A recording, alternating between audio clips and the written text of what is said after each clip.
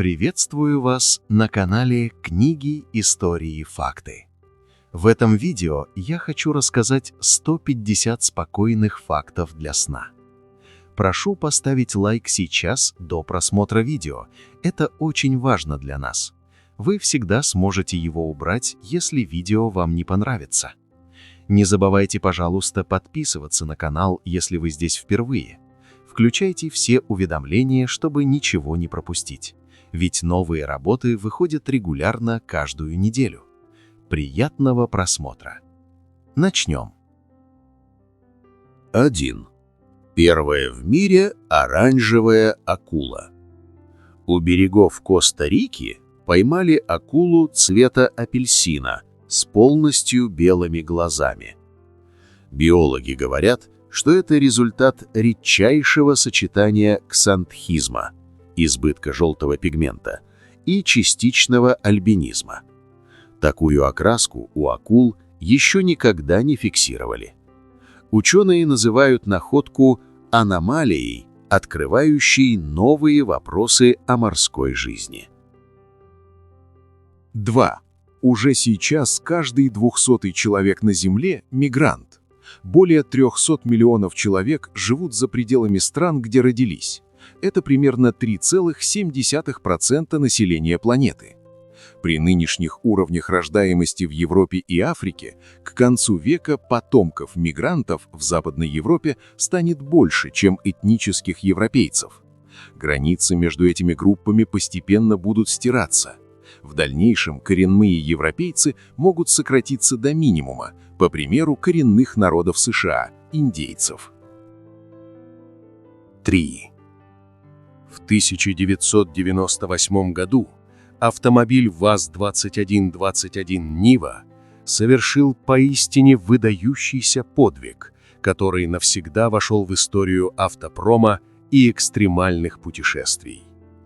Этот легендарный внедорожник своим ходом поднялся на Эверест до лагеря, расположенного на высоте 5200 метров над уровнем моря.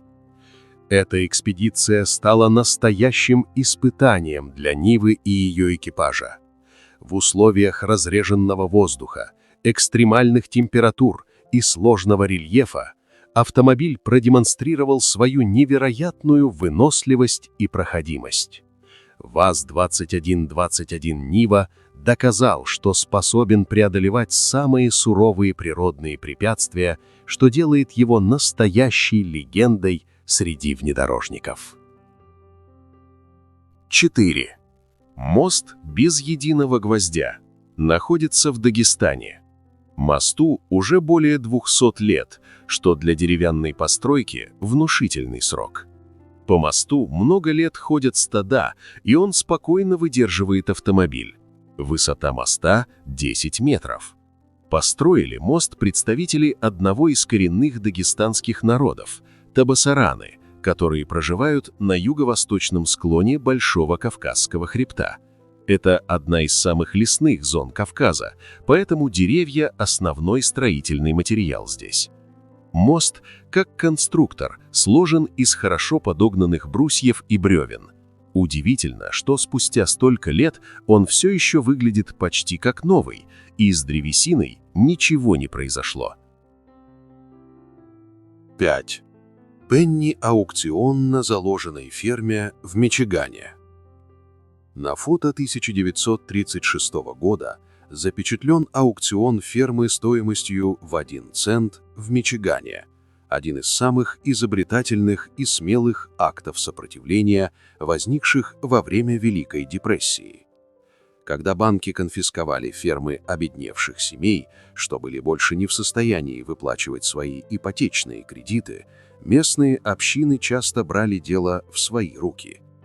Фермеры собирались большими группами и заранее договаривались предлагать всего несколько центов за каждый товар, от крупного рогатого скота до земли, в результате чего аукционные цены упали почти до нуля.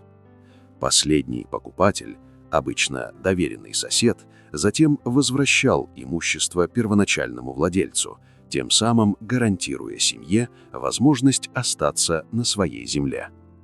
Виселицы на заднем плане служили предупреждением всем незнакомцам, которые пытались повысить ставки.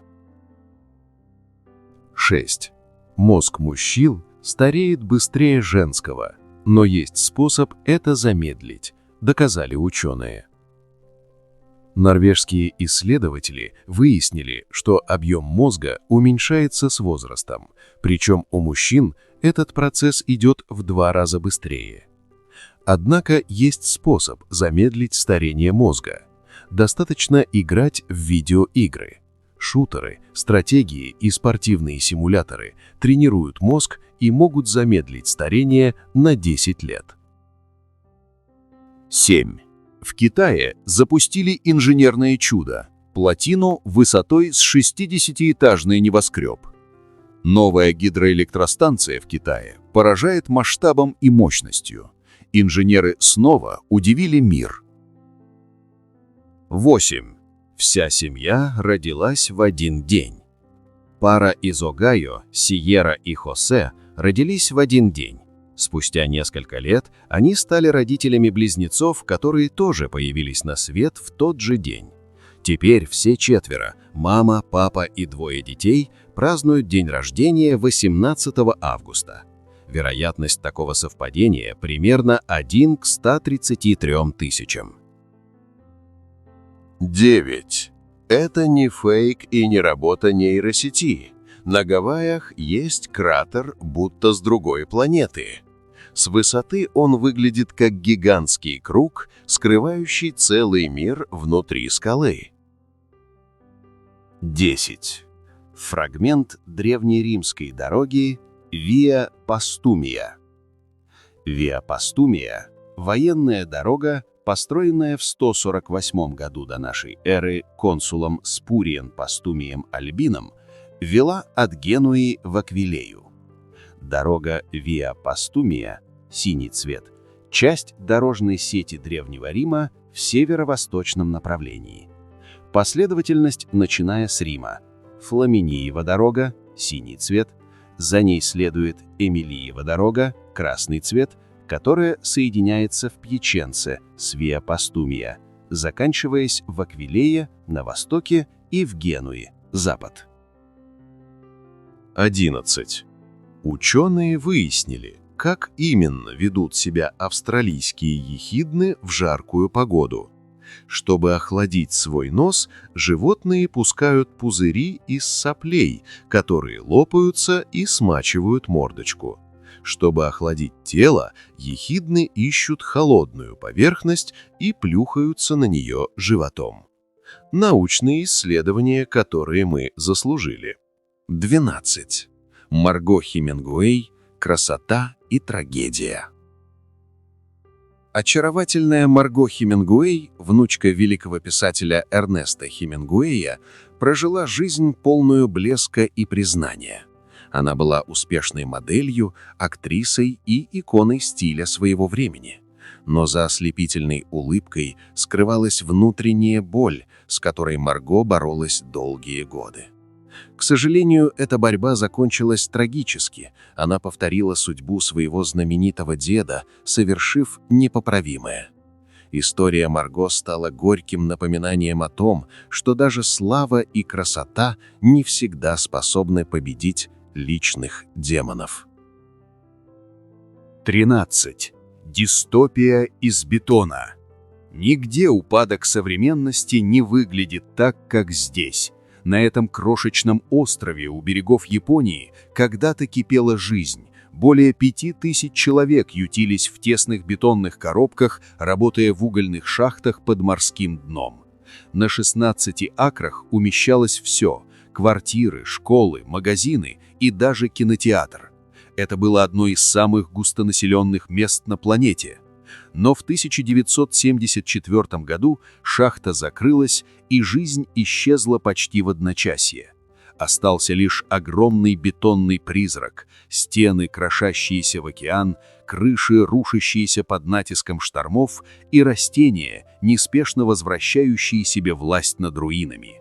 С высоты остров все еще напоминает силуэт военного корабля, отсюда его имя – остров-корабль, Хашима, Battleship Island. Сегодня он входит в список объектов всемирного наследия ЮНЕСКО и остается одним из самых знаменитых заброшенных мест мира, реальным воплощением урбанистической дистопии.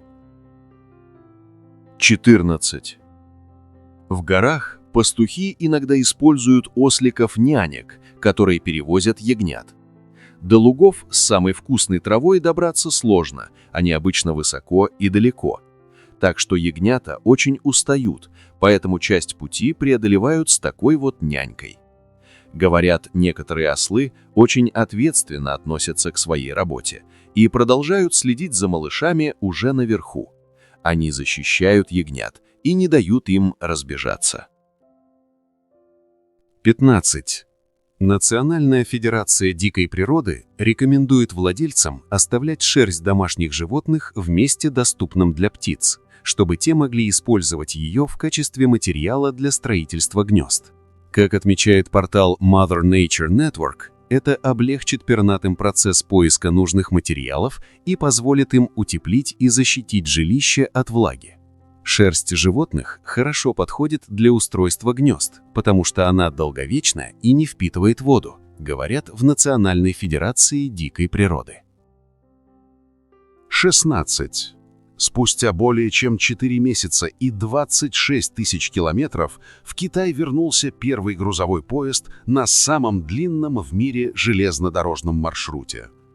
Начиная с Иву, он пересек Казахстан, Россию, Белоруссию, Польшу, Германию, Францию, а закончил Мадридом, вывозя китайские товары и возвращаясь с испанским вином, оливковым маслом. Этот маршрут назвали современным шелковым путем. 17. Перед вами одно из величайших чудес природы – величественный баобаб, символ выносливости и самой жизни. Его огромный ствол, способный удерживать тысячи литров воды, и раскидистая крона, дающая тень и приют множеству существ, делают его настоящим сердцем экосистемы. Для жителей Африки баобаб не просто дерево. Его называют матерью леса. Он дает плоды, листья, кору и влагу, помогая выживать даже в самые засушливые сезоны. Баобаб живет до 3000 лет, храня в себе историю Земли и поколений, что приходили и уходили под его ветвями. Он стоит как живой памятник вечности, напоминая, что жизнь всегда находит способ выстоять. 18. На этом редком фото конца XIX века люди, позирующие у среза гигантской секвойи, возрастом около 1300 лет и высотой свыше 30 метров. Дерево называли Марк Твен, возможно, в честь писателя, олицетворявшего дух Америки той эпохи. Эта секвойя росла в Калифорнии, пока не была срублена в 1892 году. Ее ствол оказался настолько огромным, что части отправили в разные музеи США, чтобы показать европейцам и американцам величие калифорнийских лесов. Сегодня подобные деревья находятся под охраной, но старые фотографии вроде этой напоминают, какой ценой человек научился измерять свое величие в кольцах поверженных гигантов.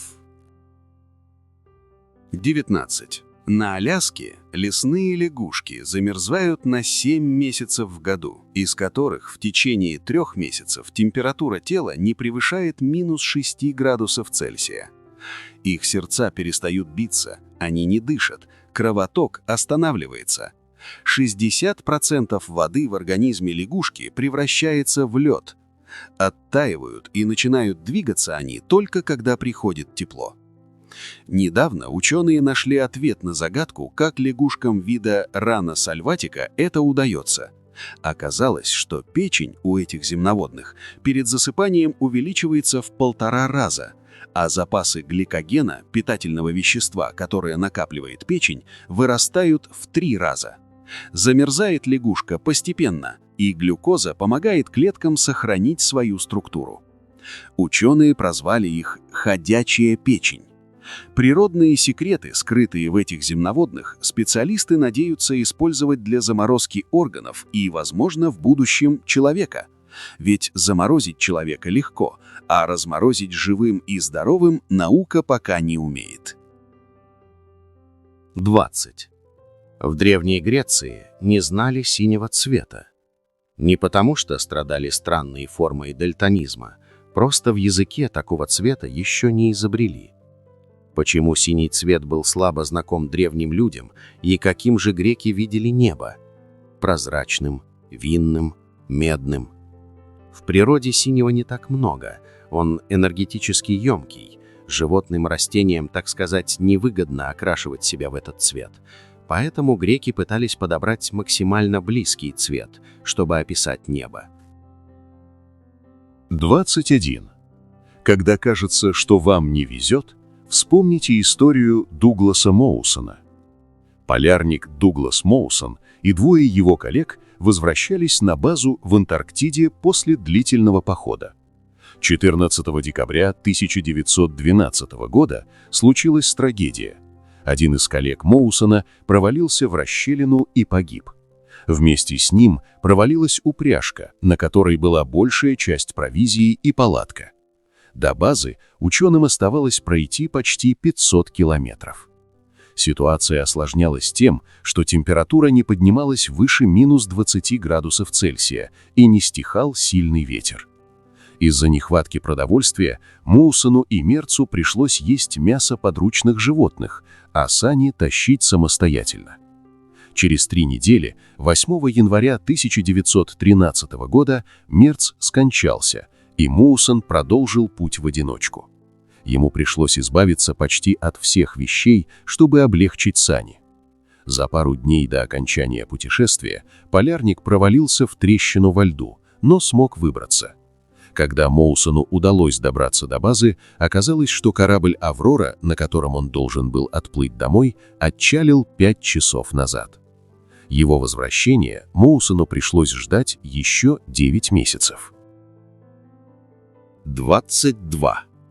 У некоторых современных животных, амфибий, рептилий, рыб и миног с миксинами, есть так называемый третий или теменной глаз.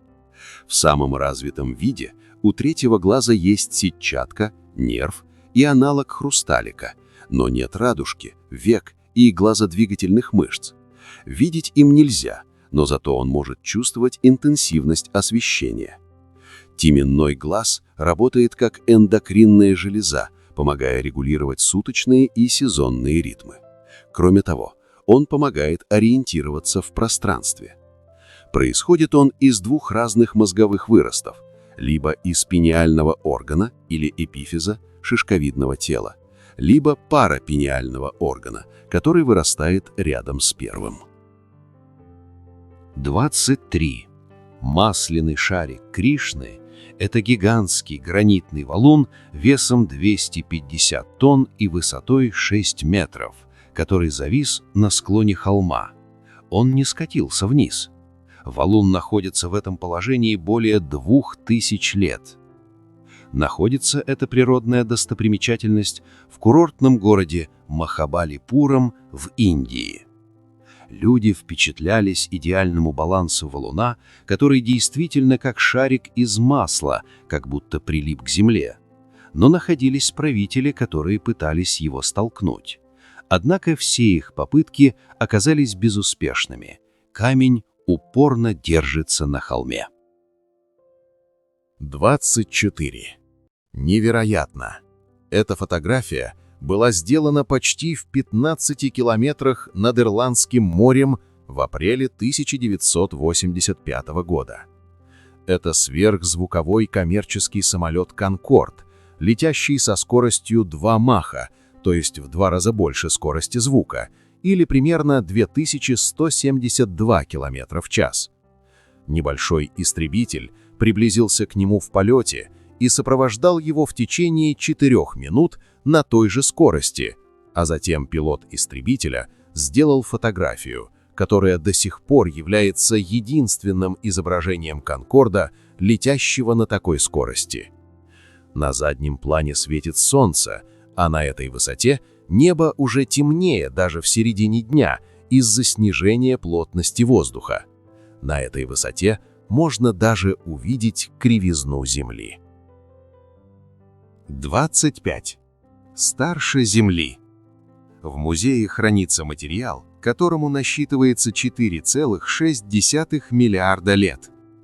На фото Мурчисонский метеорит, который в 1969 году упал вблизи деревни Мурчисон в Австралии.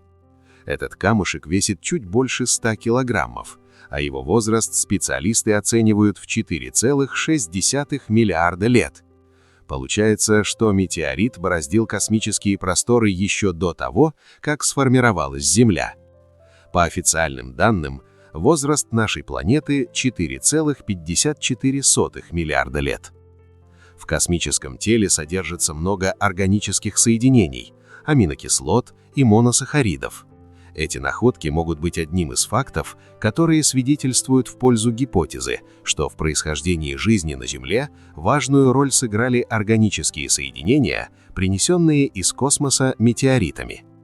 В 2020 году в метеорите были найдены так называемые межзвездные зерна возрастом 5-7 миллиардов лет, частицы минералов, которые конденсировались вокруг умирающих звезд.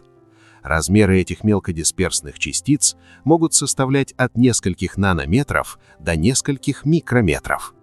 Считается, что найденные в Мурчисонском метеорите межзвездные зерна – старейшие твердые вещества на Земле. Часть этого метеорита выставлена в Национальном музее естественной истории в Вашингтоне, США. 26. Има Сумак, потомок Атауальпы, последнего императора инков, 1950 год. Имела уникальный голос в 5 октав. Вы помните арию «Плава лагуны» из «Пятого элемента», ту самую, необыкновенную, неподвластную человеческому голосу? Ее пела оперная певица Инва Мула. Голос ей был обработан компьютером. А вот если бы эту арию исполняла Има Сумак, обработка бы не понадобилась, она действительно умела так петь вживую. Совершенно невозможно себе представить, чтобы голос человека, точнее женщины, мог подниматься с таких низин до таких высот, без фальцета, между прочим. Девичья фамилия ее матери была Атауальпа, и здесь уже без вариантов, именно так звали предводителя инков, казненного испанцами. 27. Фотографу Рэйчел Мур удалось сделать уникальный кадр – глаз молодого горбатого кита, снятый крупным планом. Редкий момент, который раскрывает интеллект и поразительные голубые оттенки этих океанских гигантов. Снимок сделан сбоку головы кита и подчеркивает не только ее широкий и любопытный взгляд, но и сложные складки и текстуры вокруг глаза. Под кожей скрывается толстый слой жира, природная изоляция, которая защищает глаз и помогает киту ориентироваться в холодных, глубоких водах океана. Мур с теплотой прозвала ее «Sweet Girl» – «милая девочка», и предполагает, что киту всего 3-4 года. Напоминание о том, насколько юная и удивительная жизнь продолжает существовать в дикой природе. 28. В Баболовском парке Царского Села сохранился уникальный памятник имперского размаха 50-тонная гранитная ванна Александра I. Этот монолитный сосуд диаметром более 5 метров настолько велик, что для него пришлось возводить специальный павильон. Сегодня, несмотря на полуразрушенное состояние зала, исполинская чаша остается на своем месте как символ грандиозных амбиций прошлого. 29. Наследник компании «Гермес», французский бизнесмен Николя Пуэш, планирует передать свое состояние стоимостью почти 11 миллиардов долларов не родственникам, а своему 51-летнему садовнику. Сейчас 82-летний, неженатый и бездетный, он собирается усыновить его законно, предоставив доступ к миллиардам акций, а также к 5,9 миллиона долларов собственности в Марракеше и Монтрё. Неожиданный поворот для династии моды. 30. Познакомьтесь с Томбой, знаменитым котом-альпинистом, покорителем вершин и даже спасителем человеческих жизней. Его история началась в 1988 году в швейцарском высокогорном отеле, куда его мать, кошка по имени Томаса, забрела в поисках убежища от непогоды. Уже котенком Томба проявил необычайную тягу к горам. Он уходил все дальше от гостиницы, появляясь на перевалах и тропах.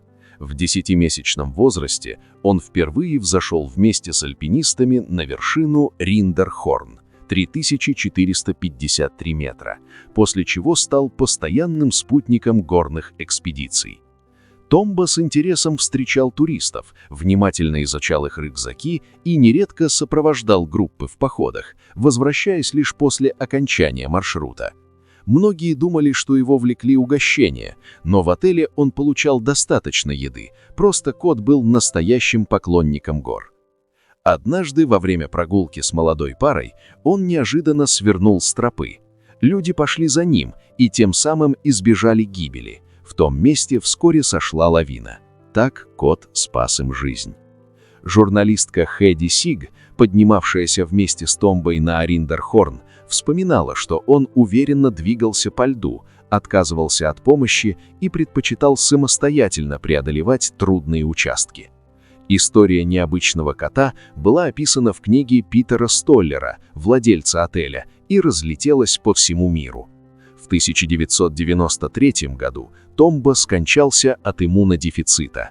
Многие верили, что он был перевоплощением опытного горного проводника, который вернулся на Землю в кошачьем облике, чтобы вновь пройтись по любимым вершинам. 31. В сентябре 2016 года 70-летний Лоуренс Джон Риппл ограбил банк труда в Канзас-Сити, штат Канзас. Вручив кассиру записку и получив наличные, он не сбежал. Вместо этого он сел в вестибюль банка и сказал охране вызвать полицию. По данным следствия, он поругался с женой и сказал, что скорее сядет, чем вернется домой. Он признал вину в ограблении Федерального банка в январе 2017 года. В июне 2017 года федеральный судья приговорил его к 6 месяцам домашнего заключения и общественных работ, а не к тюремному заключению. 32. Девушка спрятала дырку в стене от арендодателя с помощью современного искусства. Она просто повесила рамку на вмятину и подписала «Хрупкая маскулинность». Арендодатель даже не обратил внимания, а девушка смогла избежать штрафа за порчу имущества. Коротко о современном искусстве. 33. Магия Сокотры не только в ее пейзажах. Остров Сокотра – одно из самых волшебных и нетронутых мест на Земле.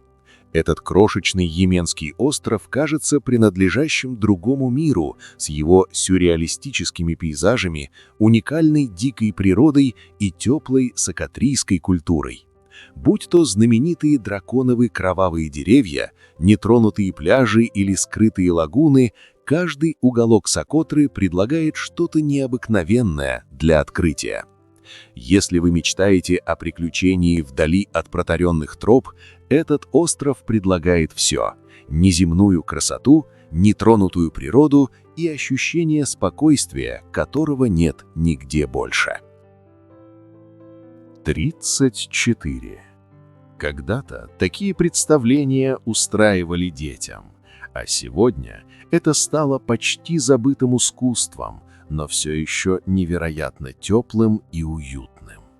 Один фонарь, немного фантазии, и мир вокруг оживает на стене. 35. Это гавиал, близкий родственник крокодила, живет в Индии и Непале. К сожалению, гавиалы на грани исчезновения, а тут еще и на фотографиях получаются совершенно невыразительно. Сплошное несчастье. Ну и если захотите пожаловаться на свой снимок в паспорте, вспомните, как гавиалы получаются, когда их фотографируют анфас. Желание сразу пройдет. 36. Американский эндокринолог утверждает, что сон сжигает жир лучше диеты, и вот почему его не заменят ни спорт, ни питание. Ученые выяснили, что если спать 5 часов вместо 8, тело теряет не жир, а мышцы. Один эксперимент показал, у участников с коротким сном жир уходил на 55% медленнее, а мышцы исчезали на 60% быстрее. Это значит, что человек может есть идеально и все равно толстеть, потому что организм переключает питание на режим сохранения. Когда сна не хватает, мозг сбивается на уровень примитивного животного, грелин и лептин сходят с ума. Грелин кричит «ешь», даже если ты сыт, а лептин не успевает подать сигнал «стоп». В итоге аппетит растет, и даже при одинаковой калорийности тело тянет еду в запасы, а не в энергию. Параллельно поднимается кортизол, тот самый гормон, который заставляет организм экономить все подряд. Он приказывает телу замораживать энергию, блокирует отклик на инсулин и буквально заставляет печень превращать углеводы в жир, даже если ты питаешься из книжки по здоровому образу жизни. Хронический недосып – это не просто усталость, это как жить в режиме постоянной тревоги. Тело решает, что наступил голодный год, и делает тебя мягким, чтобы выжить. Именно поэтому у тех, кто спит меньше 6 часов, метаболизм стареет быстрее на 7-10 лет, даже если им по паспорту 30. Самое абсурдное – ты можешь контролировать питание, тренировки, добавки, но пока не отладишь сон, тело будет саботировать все остальное. Оно не верит тебе, пока не увидит, что ночью безопасно, и только тогда включает режим сжигания, а не накопления. 37. Ниагарский водопад, расположенный на реке Ниагара, которая отделяет штат Нью-Йорк, США, от канадской провинции Онтарио. Ниагарский водопад состоит из 3 отдельных водопадов – Подкова, Американский водопад и водопад Фата. Ниагарский водопад – самый мощный по объему воды, проходящий через него. Формирование Ниагарского водопада началось около 12 300 лет назад в период таяния льдов ледникового периода. 38. Самый красивый мужчина племени Боди, по мнению женщин племени. Эфиопия, 2013 год. По мнению женщин племени Боди в Эфиопии, самым красивым мужчиной считается тот, у кого самый большой живот. Это связано с традициями и представлениями о красоте в данном племени. Жизнь племени Боди нельзя назвать сытой, но некоторые мужчины, видимо, благодаря генетике или особенностям питания, имеют более крупное телосложение с большим животом. Именно такие мужчины считаются наиболее привлекательными для женщин племени. 39. Из мема в звезду спорта. Помните парня с тем самым скептическим взглядом из мема Pop Ice Kid? Его зовут Дюнерст Колин. Когда ему было 9, его сняли с чашкой лимонада в фастфуде, и интернет сделал остальное. Теперь ему 21. Он играет в американский футбол за колледж Lake Erie College и заключил рекламный контракт с Pop Ice, тем самым брендом, который сделал его знаменитым. 40. Голуби – птицы с самыми плохими навыками строительства гнезд. Среди всех пернатых голуби – настоящие халтурщики. Пока другие виды тратят часы, переплетая мох и веточки в аккуратные гнезда, голубь просто бросает пару палок на кондиционер и считает, что все готово. И, как ни странно, этого хватает. Яйца остаются на месте, птенцы вылупляются, а сами голуби год за годом возвращаются к тому же строению, подкидывая пару новых веточек сверху. Ученые считают, что дело в их городской привычке и отсутствии хищников. В городе можно жить хоть на вывеске, хоть в каске и не париться о дизайне. Главное ведь не красота, а чтобы держалось. 41. Потрясающий вид из окна домашнего офиса в центре Нью-Йорка, когда рабочее место вдохновляет само по себе. Здесь, за огромными окнами, шумит Манхэттен, а внутри — уют, растения и сосредоточенность. 42. Снимок был сделан фотографом Анилом Прабхакаром в лесах Индонезии. На фотографии изображена обезьяна-орангутан, которая пытается помочь геологу, упавшему в грязевую лужу во время своих исследований. Когда фотограф сделал снимок, он подписал его.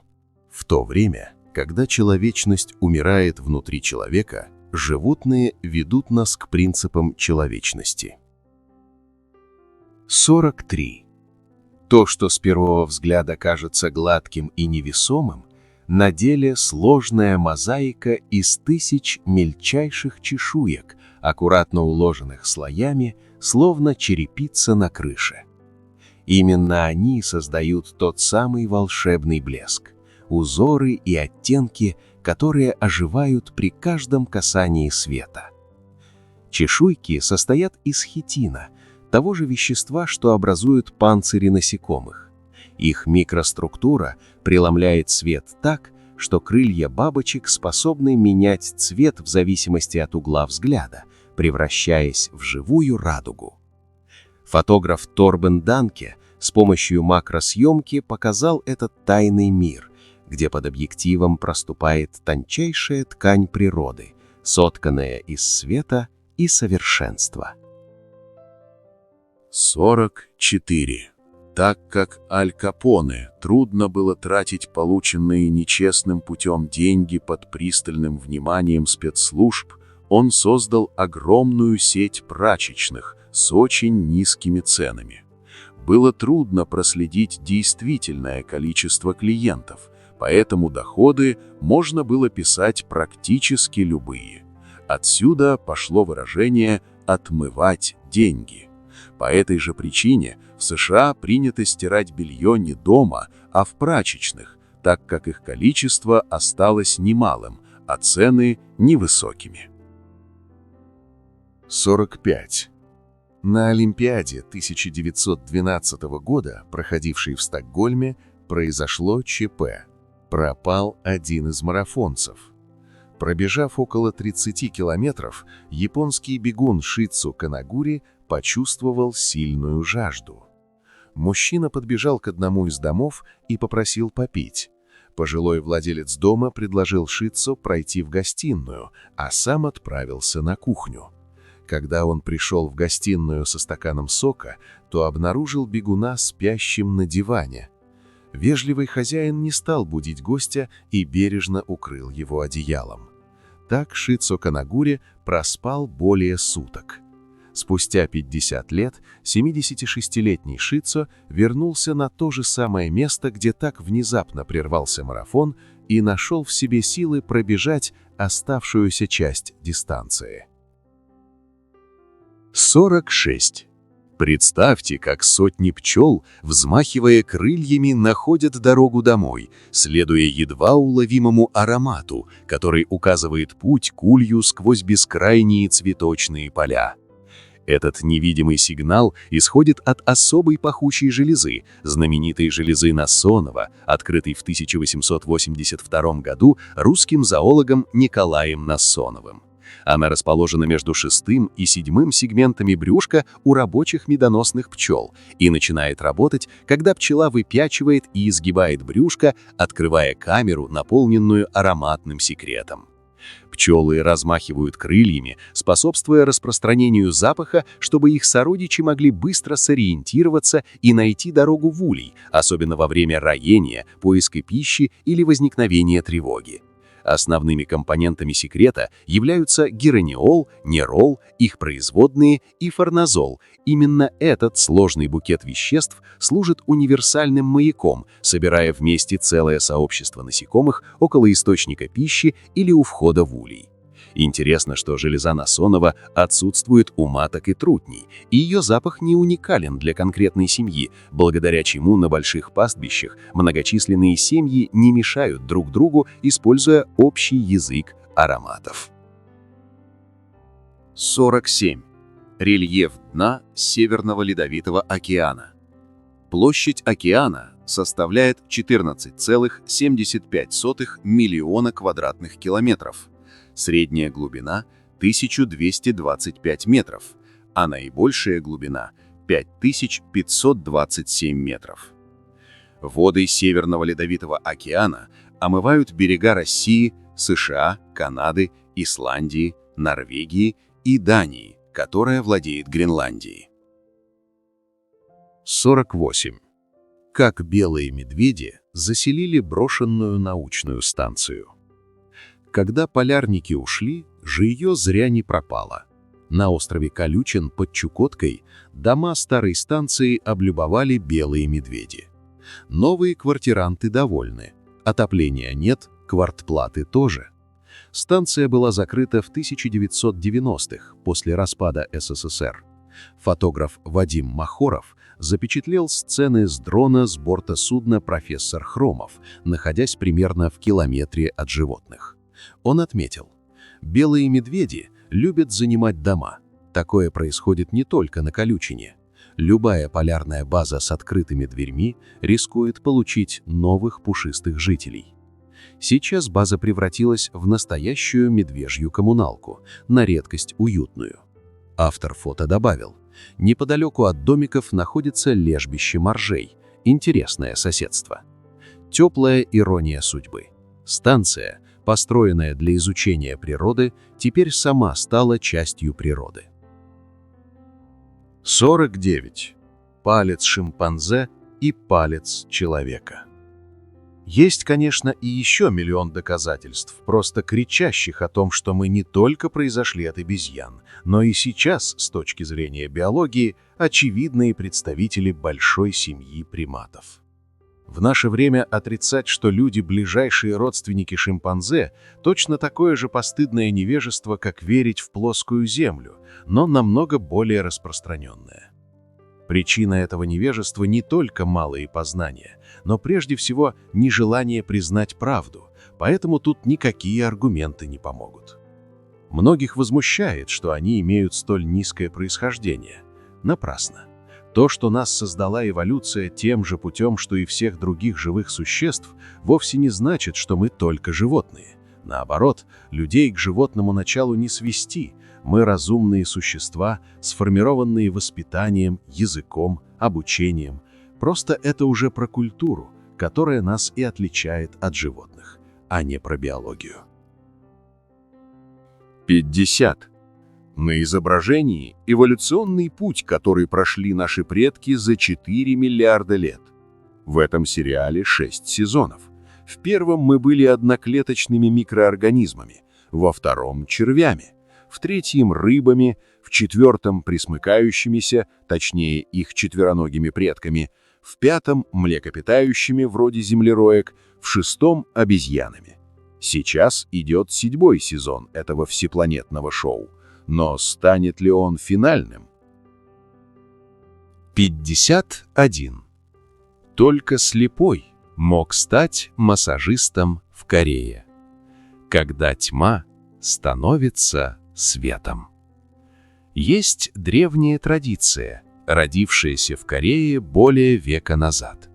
Во времена японской оккупации в 1913 году был принят необычный закон. Право заниматься массажем предоставлялось только незрячим людям. Этот закон не был жестоким. Напротив, он был проявлением милосердия. Он давал возможность слепым людям жить достойно, трудиться, помогать другим, руками, чувствующими лучше, чем глаза. Пальцы таких мастеров словно видят душу тела, улавливая боль и усталость там, где зрячие проходят мимо. С тех пор минуло более 100 лет. Сегодня Корея – страна света, технологий и новых путей. Но древний закон, созданный ради сострадания, все еще хранится в памяти и даже частично действует. Лицензии на профессиональный массаж чаще всего выдают незрячим мастерам. И все же теперь рядом с ними трудятся и зрячие специалисты в спа, храмах тела и духа. Мир изменился, но уважение к слепым мастерам осталось как напоминание. Иногда настоящий свет живет в тех, кто не видит глазами, но видит сердцем. 52. В Австралии, в городе Сиднее, проживает семья, которая категорически отказывается продавать свой дом строительным компаниям, даже когда им предлагали до $50 миллионов. Соседи уважают эту семью и с удовольствием гуляют с детьми по их великолепному зеленому участку. 53. Необыкновенные яблоки сорта «Белая роза», будто сотканные из света. Чем светлее их кожица, тем слаще вкус, словно солнце само наполняет их нектаром. Эти плоды не просто радуют глаз, они пахнут летом, теплом и чем-то почти волшебным. 54. В 1999 году словацкая модель Адриана Склинарекова-Карамбе появилась на премии «Сезар» в платье от Мюглер.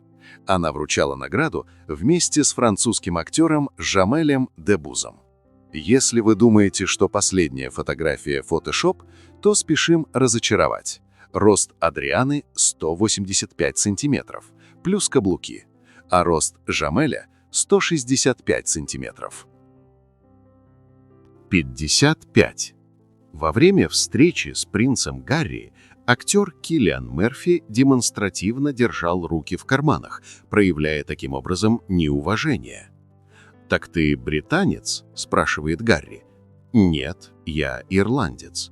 Принц делает вид, что не замечает сказанного Мерфи.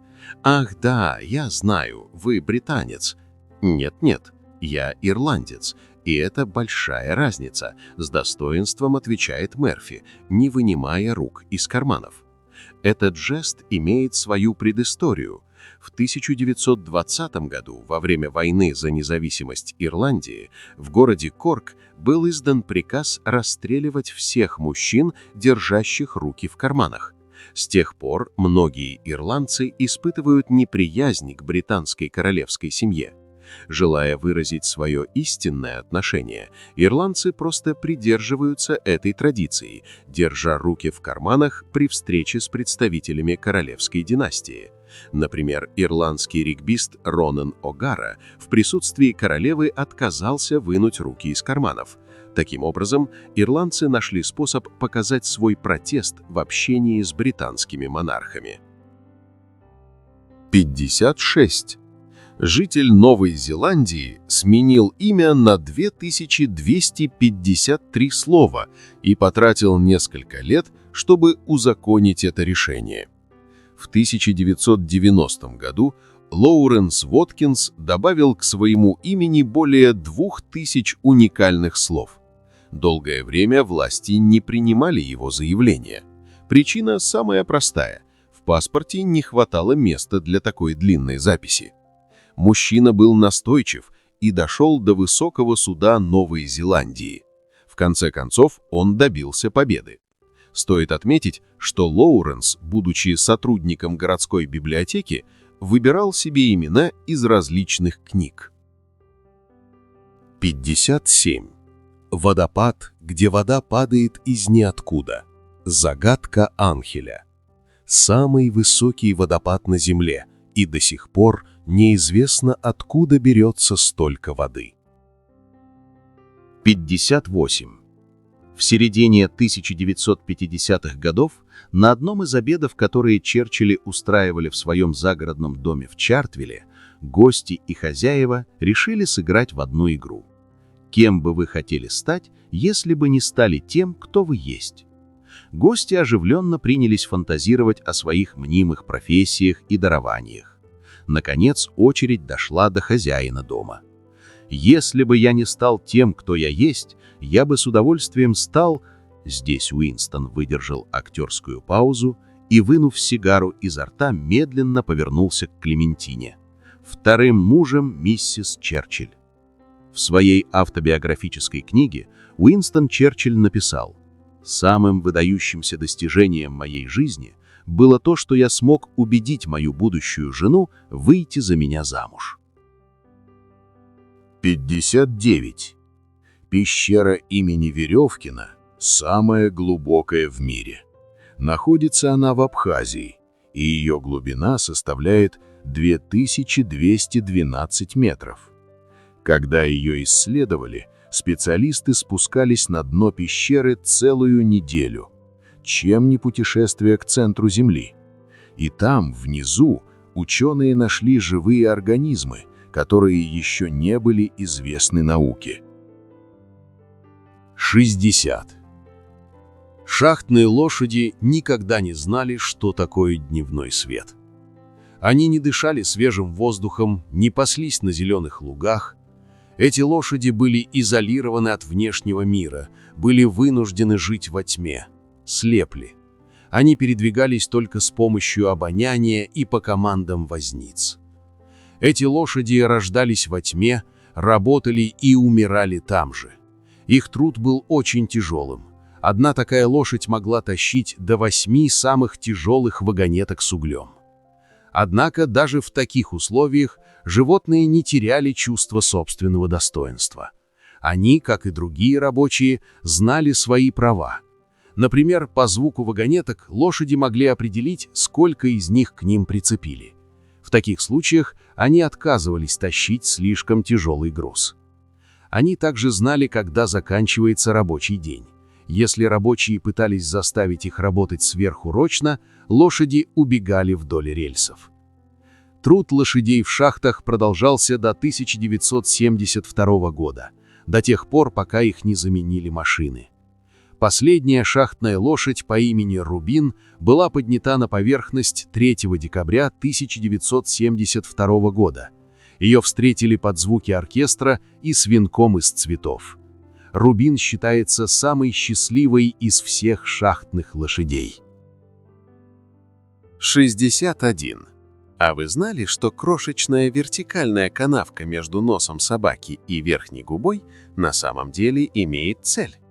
Называется растительный паз, и он там не случайно. Каждый раз, когда собака лижет губы, в этой канаве собирается немного слюны. Через процесс, называемый капилляризацией, влага достигает носа, помогая сохранить сырость. И какое это имеет значение? Потому что влажный нос гораздо лучше улавливает и удерживает ароматы из воздуха. Это часть того, что делает обоняние собаки невероятно сильным.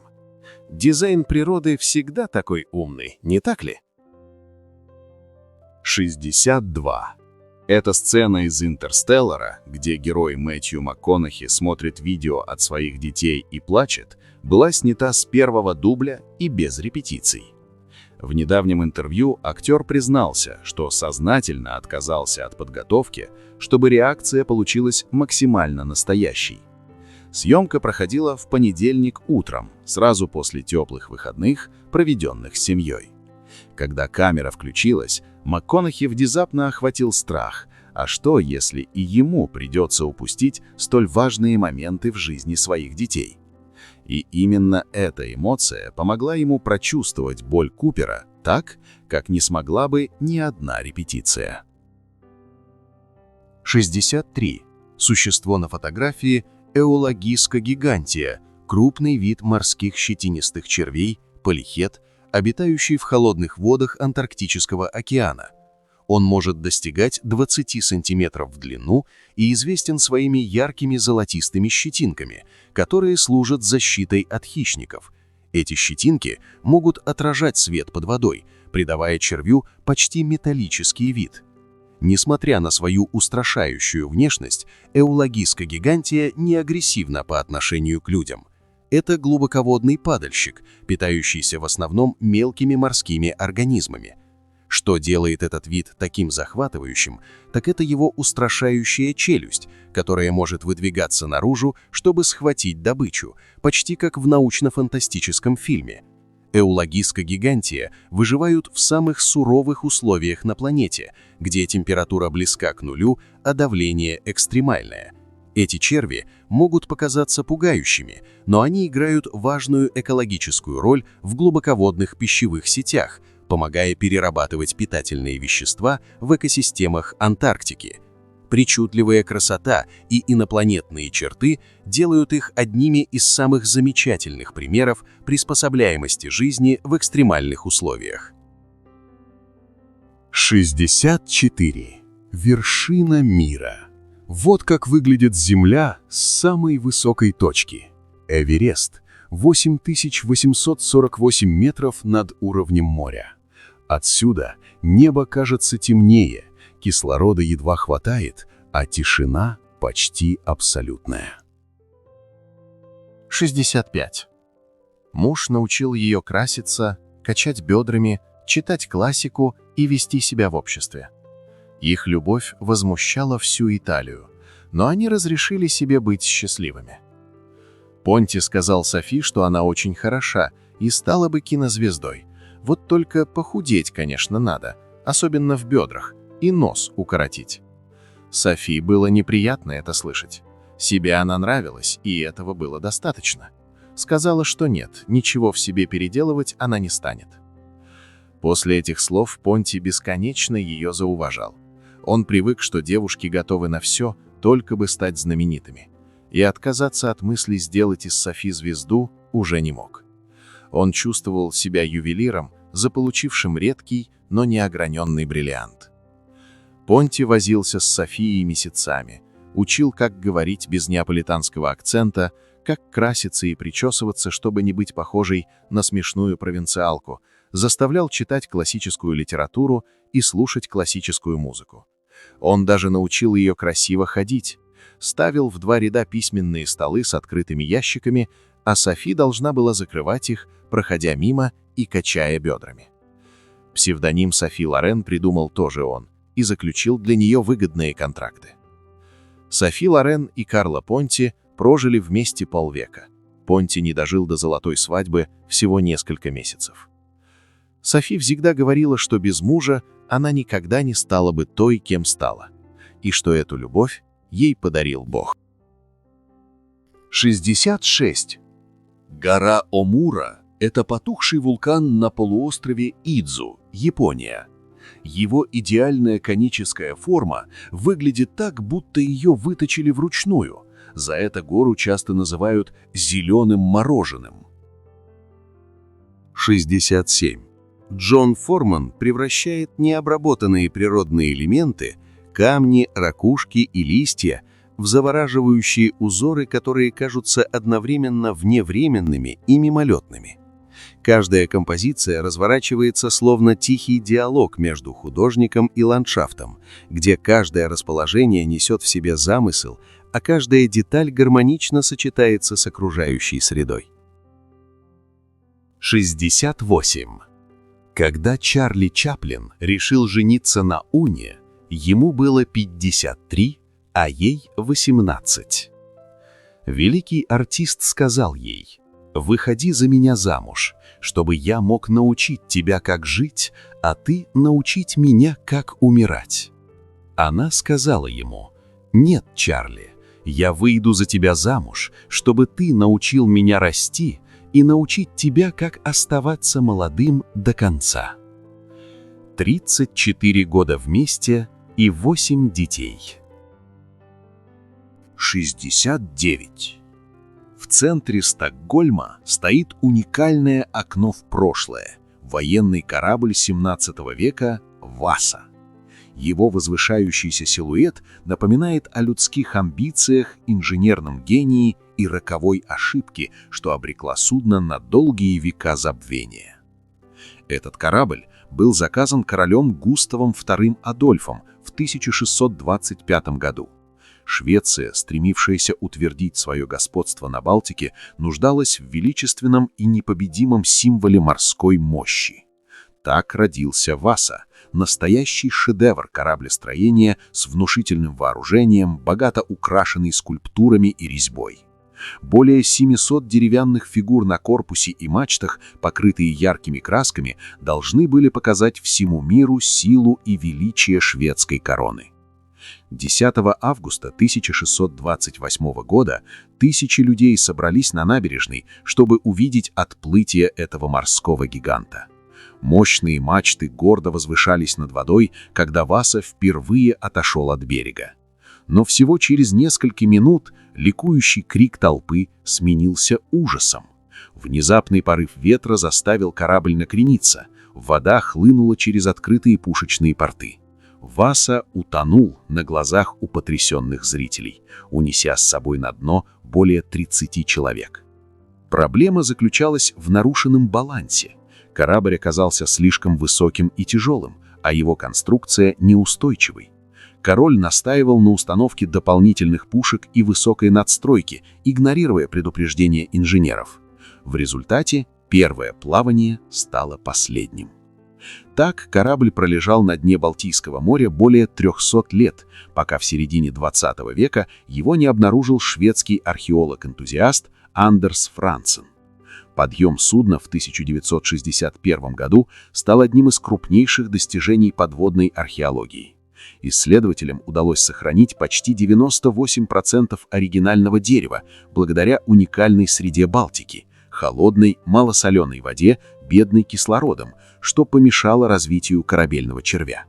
Сегодня Васа предстает перед посетителями музея в почти первозданном виде, как застыл во времени. Детали резьбы и конструкции поражают даже современных инженеров и историков.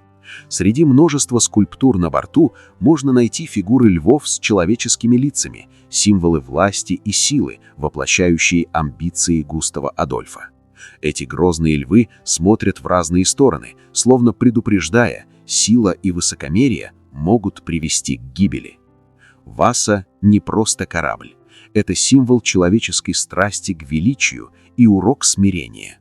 Он напоминает нам о том, что даже самые смелые проекты могут потерпеть крушение, если забыть о балансе между мечтой и реальностью. 70. В конце 90-х годов позапрошлого века в электрической компании в Детройте работал молодой механик за $11 в неделю. Он трудился по 10 часов в день, а приходя домой, зачастую по полночи работал у себя в гараже, пытаясь изобрести новый тип двигателя. Его отец считал, что парень тратит время впустую, соседи называли его сумасшедшим, никто не верил, что из этих занятий выйдет что-либо путное. Никто, кроме его жены. Она помогала ему работать по ночам, по несколько часов держа над его головой керосиновую лампу. Синели руки, зубы стучали от холода, она то и дело простужалась. Но она так верила в мужа. Спустя годы из гаража раздался шум. Соседи увидели, как по дороге без лошади в одной телеге ехали сумасшедший и его жена. Чудака звали Генри Форд. Когда, беря интервью у Форда, некий журналист поинтересовался, кем бы Форд хотел быть в другой жизни, гений ответил просто: «Кем угодно, лишь бы рядом со мной была моя жена». 71. А вы знали, что у Петербурга есть своя официальная цветовая палитра? В нее входят 40 оттенков от голубого и серо-зеленого до теплого бежевого. Эти цвета отражают атмосферу города, небо над Невой, камень набережных, блеск куполов и мягкий свет белых ночей. Палитра была создана еще в 1966 году и до сих пор используется архитекторами и реставраторами. Названия оттенков на фото вымышленные, но номера соответствуют настоящим цветам из петербургской палитры. 72. Вот что бывает, когда забота превращается в искусство ухода. Если вы когда-нибудь задумывались, как выглядит идеальная корова, вот ответ. После купания с шампунем и сушки феном буренка превращается в настоящее пушистое облако. 73. Древнегреческого драматурга Эсхила убила черепаха. Эсхил при жизни был известен как человек, способный за себя постоять. В юные годы афинянин принял участие в основных сражениях последней войны с персами, включая битву при Саламине, в которой он показал себя отличным воином. Именно этот богатый опыт и позволил ему во всех пестрых подробностях написать трагедию «Персы», своего рода пьесу «Апофеоз» греко-персидских войн, для персов, потерпевших разгромное поражение при Саламине. Тем ироничнее выглядит его смерть. По легенде, пролетавший над ним орел принял блестящую лысину драматурга за камень, после чего сбросил на голову Эсхила с большой высоты пойманную черепаху, чтобы разбить той панцирь. Подлетел и разжал когти, в которых томилось несчастное животное. Только в итоге невнимательный орел убил не черепаху, а Эсхила. 74. В самом сердце африканских саванн живет одно из самых редких чудес природы – черный сервал. Он родился с генетической особенностью, называемой меланизмом. В его шерсти больше пигмента, и она становится очень черной, словно бархат под луной. Обычно сервал золотистый, с темными пятнами, но этот словно тень, таинственный, редкий и почти неуловимый. Его длинные ноги, огромные уши и плавные движения остались прежними, изменилась лишь окраска, и именно это делает его одним из самых загадочных сокровищ Африки. 75. В Гонконге питомцы могут получить собственное удостоверение личности, милую ID-карту с именем и фото. Эта инициатива помогает заботиться о животных, снижать случаи отказа от них и делает так, чтобы каждый хвостик оставался связан со своей семьей. 76. Старую львицу звали Джози. На момент смерти ей было 17 лет. Преклонный возраст для львицы в дикой природе. Последние 5 лет жизни Джози была почти полностью слепа. А последний год она потеряла зрение совсем. Это известно из наблюдений местных рейнджеров и зоологов. Однако слепота не стала приговором. 2 дочери Джози заботились о ней, кормили, защищали, возвращались за старушкой, если Прайд менял место пребывания. Так что последние годы у Джози были спокойными. Место действия – национальный парк Аддо в Южной Африке. 77. Мышь-полевка – один из самых милых вредителей. Бытует мнение, что они любят спать в цветах, но если опираться на факты, то это скорее случайность, чем закономерность. Они очень пугливы по натуре, и есть много хищников, которые могут ими полакомиться. Мышки скорее выберут укромную норку, чем бутон цветка. Хотя и фото очень милые, и нельзя исключать того, что совершенно случайно такие моменты могут происходить. Да и к тому же эти мышки очень маленькие и могут запросто поместиться в бутон цветка или проскочить по тонкому стеблю, не сломав его. В любом случае, на фото мышонок полевки. В силу малого размера и плохо развитых инстинктов он может преспокойно спать в бутоне и даже не подозревать об опасностях. Но, как ни крути, это очень милое зрелище. 78. Скандинавы помешаны на природе. Шведы, норвежцы и датчане постоянно ходят в походы. На улицах Осло вы встретите меньше людей, чем в лесу возле Осло. Если не поход, то лыжи. Если нет снега, то лыжи на колесиках. Если нет ровной дороги, то велосипед.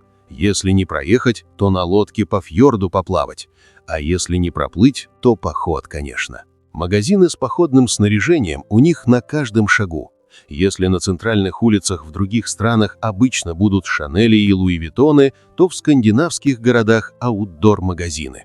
У них даже есть походные лакшери-бренды с футболками за 15 тысяч и куртками за 80 тысяч рублей.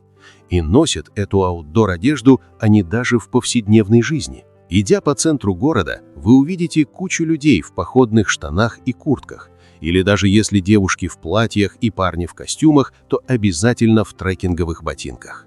Нигде больше вы не встретите такой концентрации спортивных, стройных и подтянутых людей, как в скандинавских странах. Ну, если твое главное хобби шариться по лесам и горам, держать себя в форме гораздо проще. За пределами городов повсюду можно увидеть уютные деревянные домики, в которые работяги приезжают на выходные, чтобы отдохнуть от городской суеты. Идете по лесу, видите дом, которому даже дороги нет, а это чья-то дача. И выглядят они всегда очень атмосферно, сказочно, прекрасно вписываются в пейзаж. 79. Мясной спам. Что было в консервах, которыми США снабжали СССР во Второй мировой? В 1937 году американская компания Hormel Foods начала выпускать специальные консервы. В основе был острый свиной фарш. Консервы назывались Spiced Ham, в переводе с английского «острая ветчина», сокращенно SPAM. Огромную популярность эти консервы получили во время Второй мировой. США начала поставлять союзникам эти консервы в массовом порядке. Консервы обычно ели с гречкой и другими кашами, да и технология открывания с прикрепленным к банке ключом была удобной. После войны в США остались гигантские запасы консервов. Их наготовили на годы вперед. Консервы начали постепенно протухать, и компания устроила массовую рекламную кампанию по всему миру, чтобы распродать остатки со склада. Реклама «Спам» была видна на каждом углу, вывески на магазинах, наружная реклама, транспорт – все было в рекламе «Спам». По радио через каждые 30 минут включался рекламный ролик про эти консервы. Так слово «спам» стало нарицательным.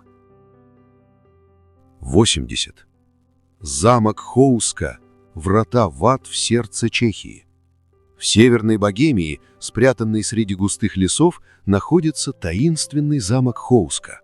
На первый взгляд выглядит как спокойный средневековый особняк, но его история заставит содрогнуться.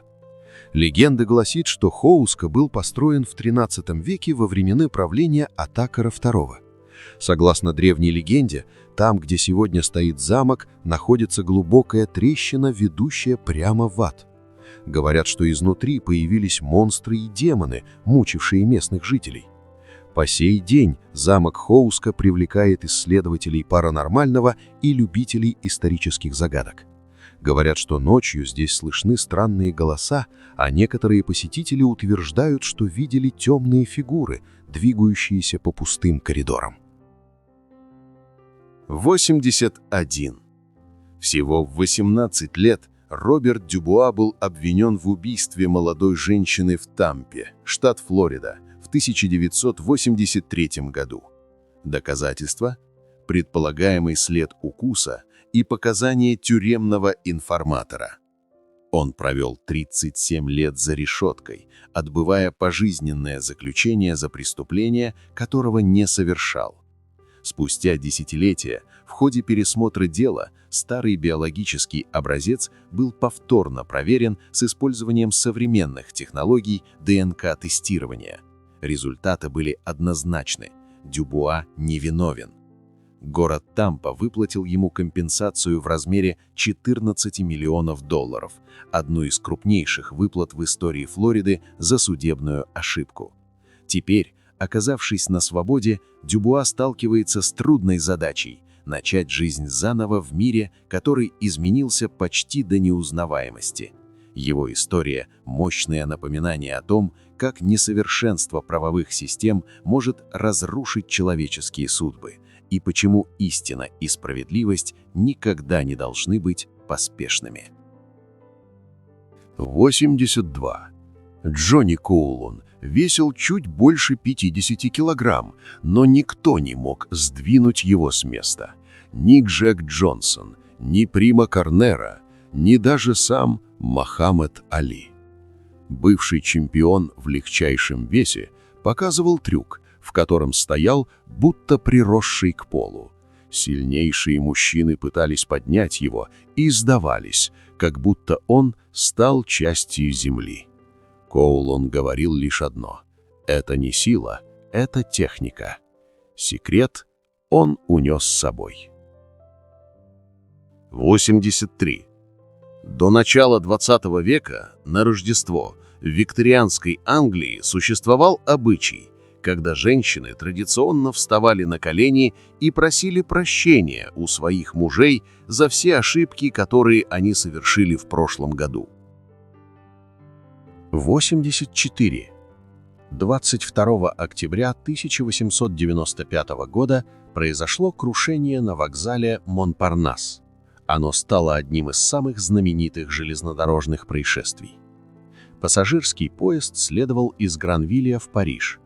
В составе поезда было 12 вагонов, 3 багажных, 1 почтовый и 8 пассажирских. Поезд должен был прибыть в Париж в 15:55, но опаздывал, поэтому машинист, вопреки инструкции, не стал тормозить на уклоне. Поезд, соответственно, разогнался. Поняв, что состав несется, начальник поезда попытался применить экстренное торможение. Но до этого машинист отключил тормоза Вестингауза, поэтому они не сработали. За пару минут до прибытия машинист все-таки применил вспомогательный и ручной тормоза. Но так как скорость к тому времени была уже большой, то тормоза не смогли остановить поезд. В 16 часов паровоз на скорости выбил путевой упор и выехал на перрон старого западного вокзала. Далее он проехал по всей станции около 30 метров, врезался в стену, выбил ее и с высоты 10 метров рухнул на улицу Рен. Пассажирские вагоны при этом остались на перроне. 85. Во времена Древнего Рима, более 2000 лет назад, люди строили дороги с такой инженерной точностью, что современные инженеры до сих пор поражаются. Без асфальта, без тяжелой техники, без железобетона они создавали инфраструктуру, которая пережила века, устояв перед временем, погодой и историей. Каждая дорога строилась по строгим инженерным принципам: идеальная геометрия, продуманная дренажная система, многослойная структура. В основании крупные камни, выше щебень, затем слой песка и, наконец, идеально уложенные каменные плиты. Все это делалось вручную, простыми инструментами, но результат оказался прочнее многих современных дорог, которые разрушаются уже через несколько лет. Ирония в том, что в эпоху высоких технологий мы продолжаем латать дороги каждый год, а римские дороги, построенные без машин и электричества, по-прежнему служат людям спустя тысячелетия. Это не просто дороги, это след гения цивилизации, понимавшей, что настоящая прочность рождается не из материалов, а из точности, знаний и упорства. 86. У главного героя фильма «Человек дождя» был прототип, американец по имени Ким Пик. Этот человек имел феноменальную память, запоминая до 98% прочитанной информации. Благодаря выработанной особой технике чтения, стандартного книжного разворота занимало у него от 8 до 10 секунд. Аутизмом он не страдал, но имел непропорционально большую голову, а в его мозгу отсутствовало мозолистое тело и был поврежден мозжечок. Из-за этого он испытывал проблемы в стандартных бытовых ситуациях, например, не мог самостоятельно застегнуть рубашку. 87. Если порвать банкноту в 10 австралийских долларов надвое, то каждая половинка будет стоить по $5, и ею можно расплачиваться. Такова политика их Центробанка. Считается, что порванная бумажка все же имеет ценность, но не всегда полную, так как существует риск, что оторванную часть тоже кто-то может предъявить к оплате. Поэтому действуют следующие правила. Если недостает до 20% от банкноты, ее ценность равна номиналу. Если не хватает от 20% до 80%, ценность снижается пропорционально, то есть, допустим, полбумажки равняется половине номинала. Если недостает более 80%, только в этом случае расплатиться банкнотой уже нельзя. 88. Антарктида – это не просто бескрайняя ледяная пустыня. Под километрами льда скрывается одна из самых мощных и загадочных вулканических систем планеты. Там, где царит холод, дремлет огонь. Ученые Эдинбургского университета нашли сенсацию. Под ледниковой броней континента они обнаружили 138 вулканов, и 91 из них человечество не знало вовсе. Эти вулканы образуют гигантскую подледную сеть, невидимую глазу, но грандиозную по масштабу. Особенно густо вулканы сосредоточены под Западной Антарктидой, где лед лежит на горных породах, простирающихся глубоко ниже уровня моря. Масштаб сопоставимый с Альпами. Некоторые из этих исполинов достигают почти 4 километров в высоту, что ставит их в один ряд с вершинами Альп. Однако их пики скрыты под толщей льда, который словно законсервировал древнюю стихию.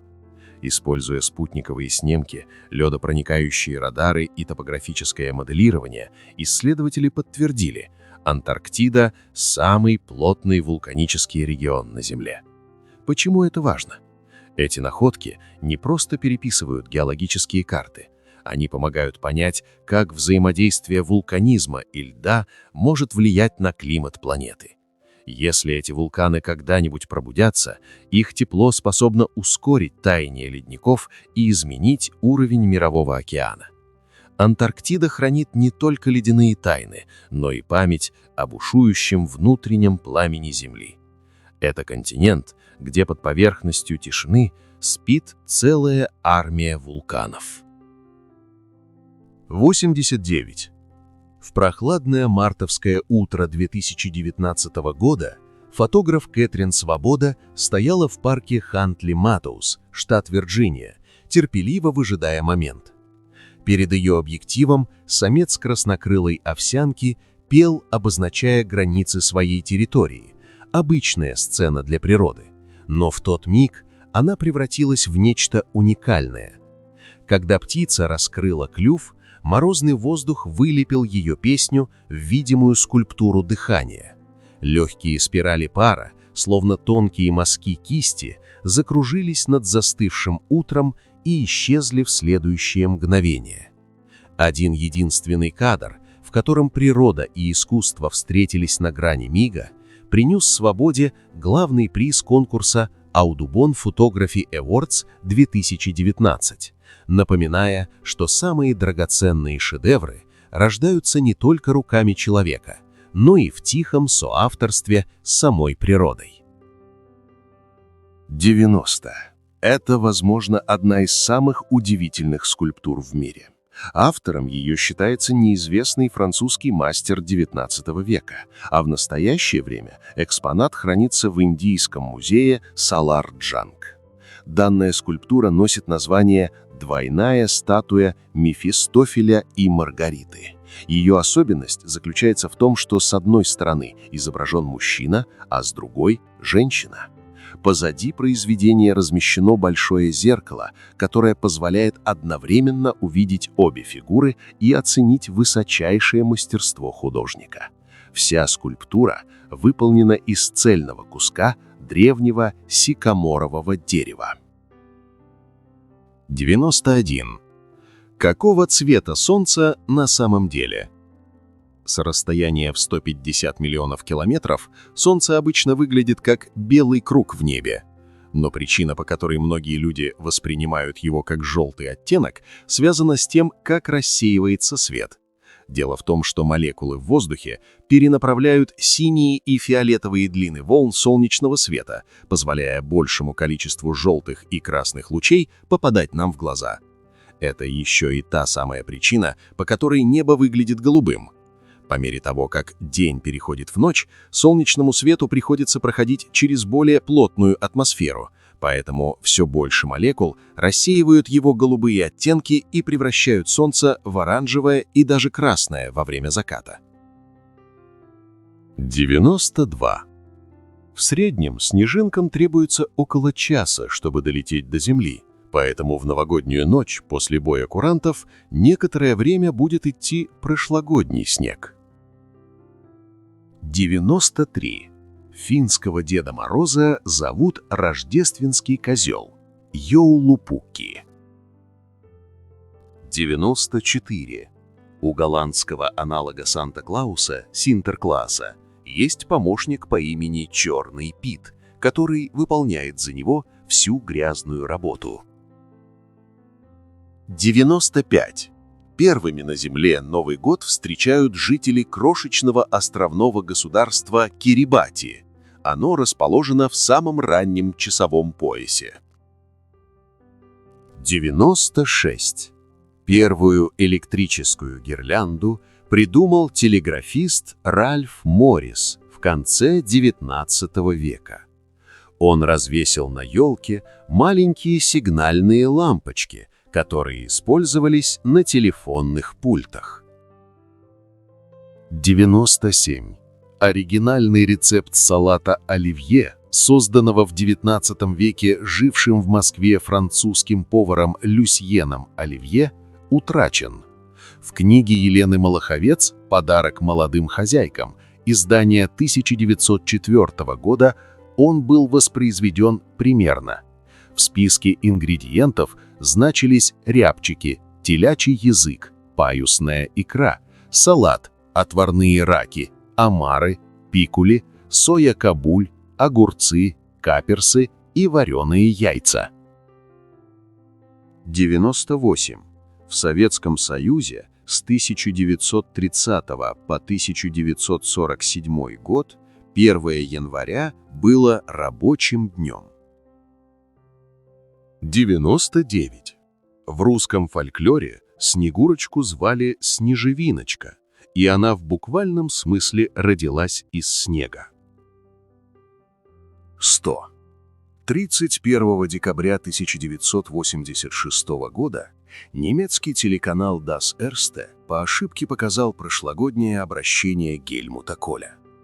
Правильную версию новогоднего обращения канцлера Германия увидела только 1 января 1987 года, когда ошибку заметили.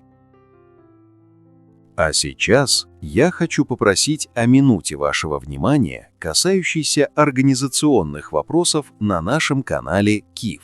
Прошу вас подписаться, а также нажать на колокольчик и выбрать все уведомления. Также прошу вас подписаться на наш телеграм-канал, ссылка на него размещена в шапке главной страницы. Из него вы всегда оперативно узнаете о выходе новых видео. И только там мы регулярно публикуем материалы, которые никогда не будут размещены на YouTube из-за жестких правил площадки. Эти два пункта очень важны для развития канала, и прошу вас прислушаться к моей просьбе. Обращаю ваше внимание, что, как и всегда, в конце видео вас ждет очень интересный бонусный факт для всех досмотревших этот ролик до конца, который вам наверняка неизвестен. В заключении этого видео мы разместим самые интересные, популярные, полезные и остроумные комментарии, которые зрители оставляли к предыдущему нашему ролику, а также список наших спонсоров. Оставляйте свои комментарии, чтобы попасть в следующий ролик. А теперь продолжаем. 101. Мишура впервые появилась в Нюрнберге, Германия, в 1600-х годах. Богатые люди использовали для украшения елок тонкие нити из настоящего серебра, которые красиво отражали свет свечей, также размещенных на ветвях. А поскольку серебро в то время было очень дорогим, наличие мишуры свидетельствовало о большом достатке. 102. В годы Великой Отечественной войны дети и подростки, работавшие на уральских заводах, изготавливали елочные шары из стружки, оставшейся после обточки снарядов. 103. Искусственные новогодние елки были изобретены в компании, производившей ёршики для унитазов, и изготавливали их на том же оборудовании, что и ёршики. 104. Компания Builder.ai, занимающаяся созданием приложений с использованием искусственного интеллекта, привлекла $450 миллионов инвестиций от Microsoft и SoftBank и была оценена в $1,5 миллиарда. Однако она обанкротилась, когда стало известно, что на самом деле код разрабатывается не ИИ, а 700 индийскими программистами вручную. 105. В Восточной Антарктиде есть озеро Восток. Оно скрыто под 4-километровым слоем льда и изолировано от внешнего мира более 15 миллионов лет. Ученые считают, что внутри могут существовать неизвестные формы жизни, адаптированные к экстремальным условиям. 106. Человек может окаменеть. Это происходит при редком заболевании, известном как синдром каменного человека. Из-за него сухожилия, мышцы и связки постепенно превращаются в костную ткань. К счастью, такие случаи крайне редки.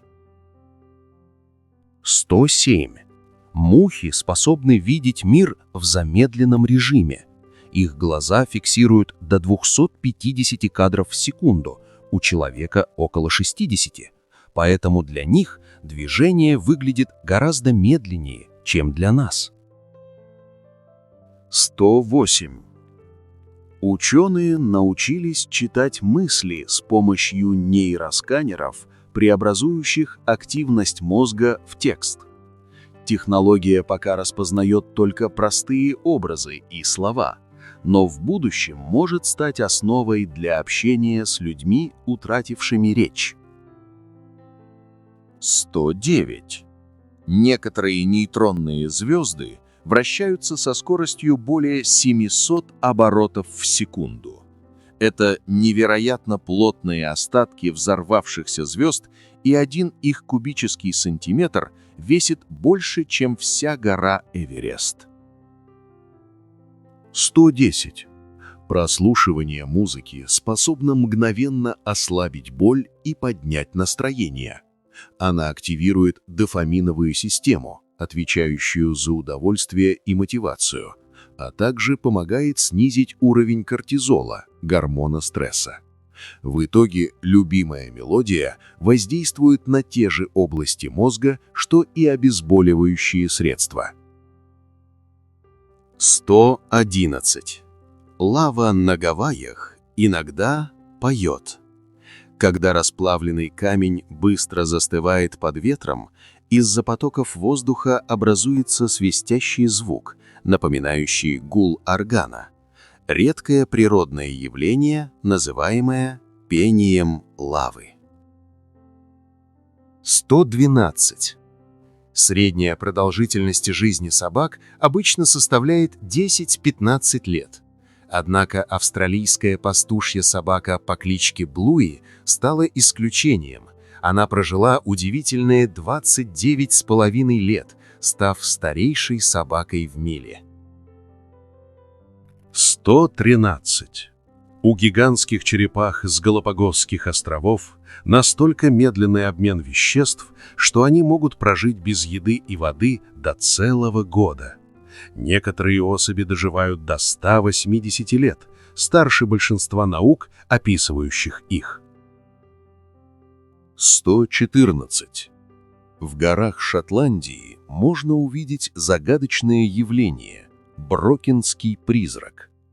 Когда человек стоит на вершине, а за его спиной светит солнце и впереди туман, его тень проецируется на облака и окружена радужным ореолом. Это редкая оптическая иллюзия, создающая эффект гигантского духа в небе. 115. Коренные народы Америки, индейцы Канады и коренные жители Аляски, как правило, не страдают мужским облысением. 116. Бобби Фаррелл, участник группы Boney M и исполнитель песни «Распутин», скончался 30 декабря 2010 года в Санкт-Петербурге. Герой этой песни, Григорий Распутин, также умер 30 декабря в Санкт-Петербурге, но в 1916 году. 117. Акулы древнее деревьев. Они появились на Земле не менее 400 миллионов лет назад, а деревья — только 350 миллионов. 118. В первом издании «Хоббита» размеры Голлума никак не описывались, поэтому в шведском иллюстрированном издании книги Туви Янсен изобразила его чрезвычайно большим. В последующем издании романа Толкиен специально уточнил, что Голлум был маленького роста. 119. В колониальные времена в США просить джентльменов проголосовать за вашу кандидатуру на выборах в президенты, не угостив их предварительно горячительным напитком, считалось очень невежливым. 120. Исследование показало, что когда мы смотрим на изображение щенка, мозг реагирует так же, как и на изображение ребенка. 121. Гольф – первый вид спорта, в который играли на Луне. 122. Существует порода очень высоких кур – индийский гигант. Петухи этой породы могут достигать 124 сантиметров в высоту, а куры имеют рост не менее 90 сантиметров. 123. Пелагорнис псеудотуф был огромной доисторической морской птицей с костными, похожими на зубы выступами на клюве, служившими для ловли рыбы. Размах его крыльев достигал 6 метров, что делает его одной из самых крупных летающих птиц в истории. 124. Наибольшее количество слов русского языка начинается с буквы «П». Из 4 томов словаря Даля на «П» отведен целый том. 125. Обученные собаки могут помогать сантехникам. Они способны вынюхивать утечки воды и указывать на них. 126. Когда бывший пресс-секретарь Белого дома Джеймс Брейди умер в 2014 году, его смерть признали убийством, поскольку к ней привело огнестрельное ранение, полученное Брейди в 1981 году во время покушения на президента Рональда Рейгана. 127. Нострадамус был обычным астрологом-шарлатаном.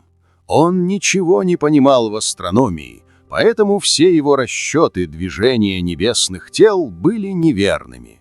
Впрочем, как и его предсказания.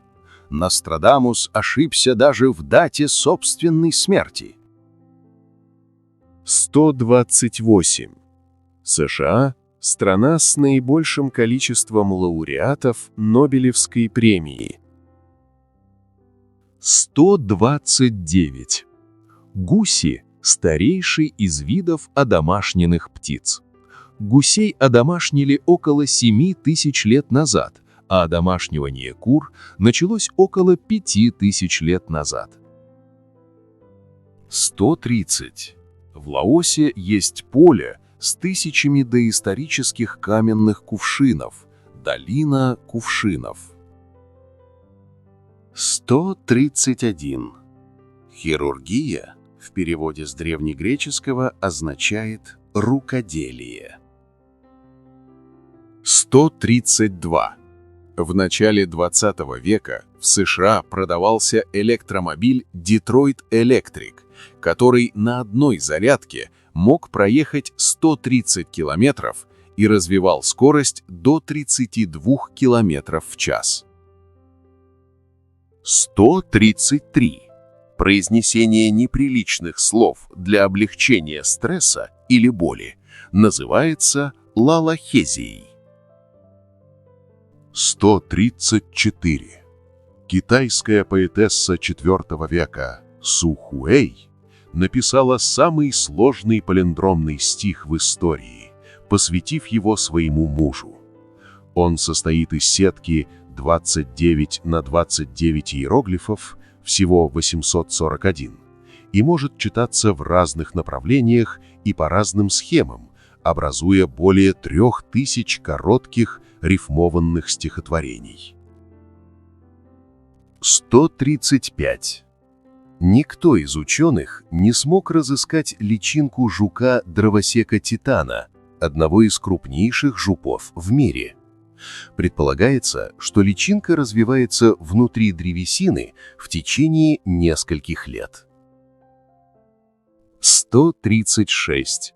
Пустыня Сахара занимает более 80% территории Алжира.